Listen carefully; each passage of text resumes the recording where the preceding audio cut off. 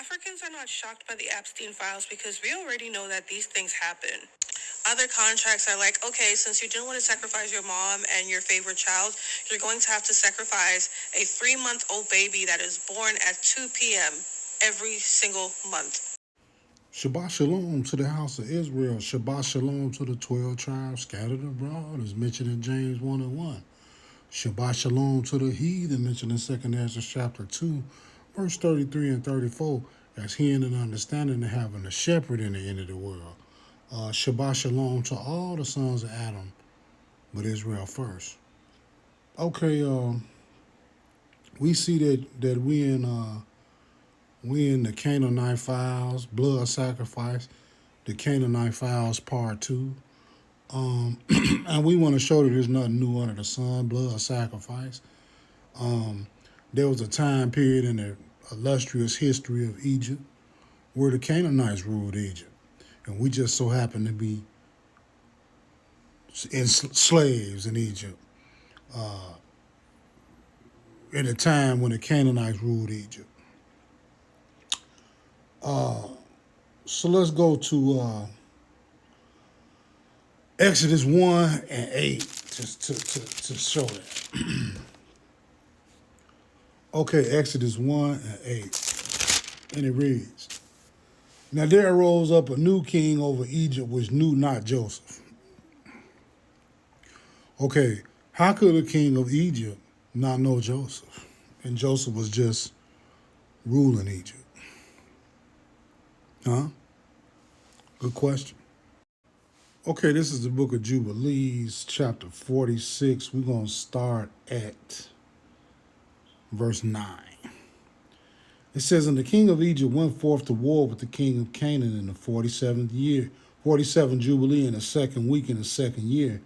And the children of Israel brought forth all the bones of the children of Jacob, save the bones of Joseph, and they buried them in the field in the double cave in the mountain. So all the sons of Jacob had passed away. That means the first 12, those Jacob's first sons, them 12 sons.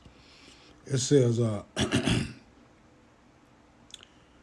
verse 10, it says, And the most of them returned to Egypt, but a few of them remained in the mountains of Hebron, and Amram, thy father, remained with them. Jubilees was revealed to Moses by an angel, and Moses wrote. Moses is credited with writing Jubilees. Within the book of Jubilees, it is said that an angel is kicking all this to Moses, telling him what happened. Okay, so this is verse 11. It says, And the king of Canaan was victorious over the king of Egypt, and he closed the gates of Egypt. So he built, walls like Donald Trump and closed off Egypt like they're going to do it with America. Okay, so we've proven that there's a Canaanite ruling Egypt now. So that was the goal of that. That was Jubilees 46 verses. I started at 9 and I went down to verse 11. Okay, skipping along a little bit. This is Joshua 76. Okay, Joshua refers to Joshua in 2 times in the Bible. Once in the book of Joshua, chapter 10, verse 13, and the second time in 2 Samuel 1 and 18. Okay, this is Joshua 76. We're going to start at verse 24. It says, And all the children of Israel were yet in the land of Egypt, serving the Egyptians in all manner of hard work. And the hand of Egypt continued in severity over the children of Israel in those days. At that time the Lord smote Pharaoh, king of Egypt, and he afflicted with the plague of leprosy from the sole of his foot to the crown of his head, owing to the cruel treatment of the children of Israel was this plague at that time from the Lord upon Pharaoh, king of Egypt. So as we see here, the Most High turned Pharaoh into a white man because of his hatred for the children of Israel. Verse 26, it says, For the Lord had hearkened to the prayer of his people, the children of Israel, and their cry reached him on account of their hard work.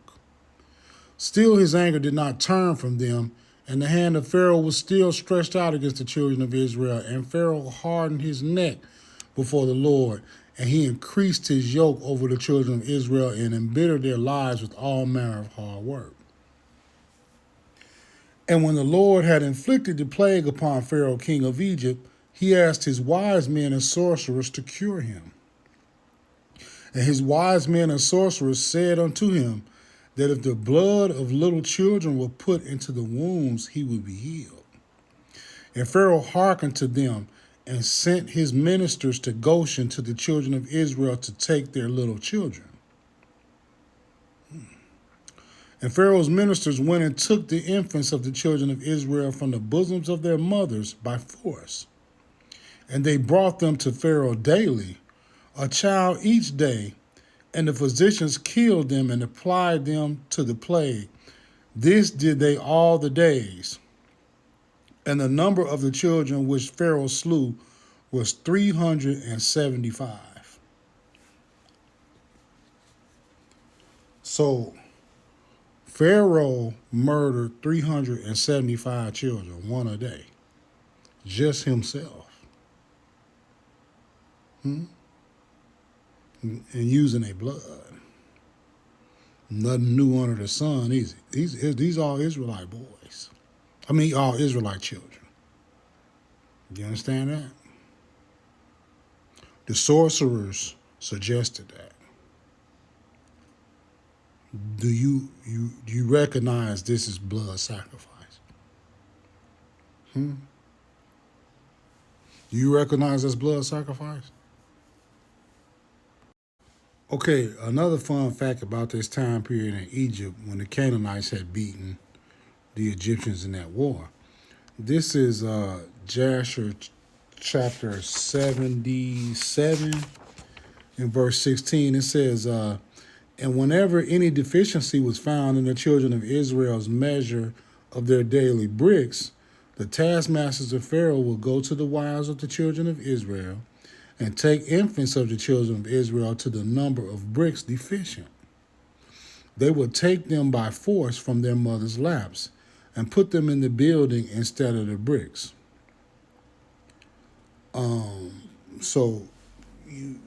That's kind of child sacrifice, kind of, ain't it? Yeah, this is in Egypt. This is while the Canaanites ruled Egypt. Moving along. Okay, I like to put the Torah into it a little bit too. So this is Exodus 1 and 22. It says, and Pharaoh charged all this people, saying, every son that is born ye shall cast into the river, and every daughter ye shall save alive. So Pharaoh made a government policy that if the Hebrew child was a boy child, he was thrown in the river. That's kind of blood sacrifice, ain't it? Because you feeding the crocodiles and the stuff that you worship, right? Yeah, that's kind of what that is. So we've shown that this Pharaoh,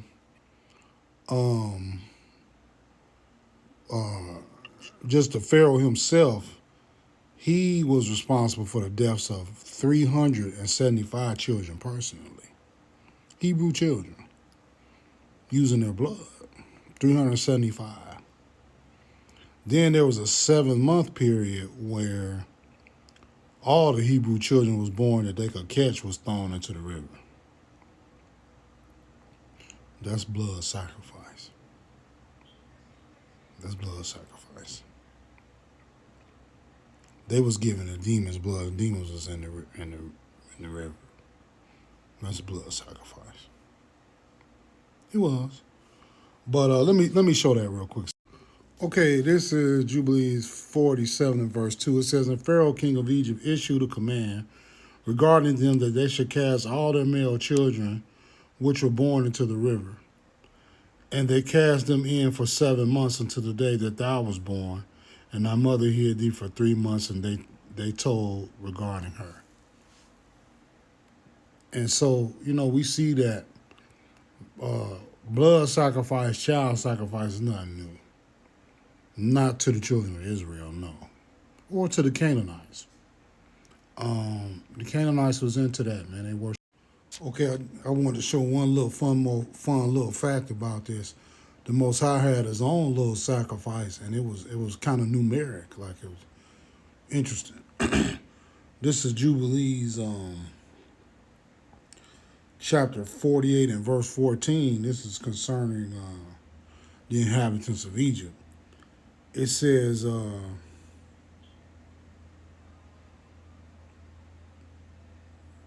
going to just tell you what the angel said. This is verse 13. This is Jubilees 48 and 13. This is what the angel told Moses. It says, and I stood between the Egyptians and Israel, and we delivered Israel out of his hand and out of the hand of his people.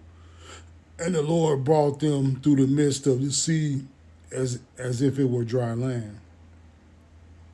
And all the peoples whom he brought to pursue after Israel, the Lord our God cast them into the midst of the sea, into the depths of the abyss beneath the children of Israel, even as the people of Egypt had cast their children into the river. He took vengeance on 100,000s, 1,000,000 of them, and 1,000 strong and energetic men were destroyed on account of one suckling of the children of thy people, which they had thrown into the river.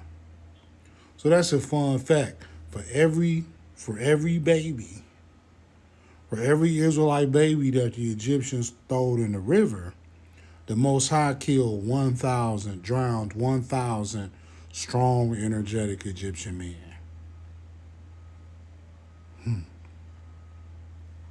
It's heavy, ain't it, man? Think how the Egyptians deep down feel about the Most High. You think what you think they think today when they read something like this? Think they repentant or still got an issue? But anywho, Shabbat Shalom to the 12 tribes of Israel, but blood sacrifice ain't nothing new, especially for heathens punishing us. But, they punishing themselves. That's heathen on heathen punishment. We're not concerned with that. Shalom, though.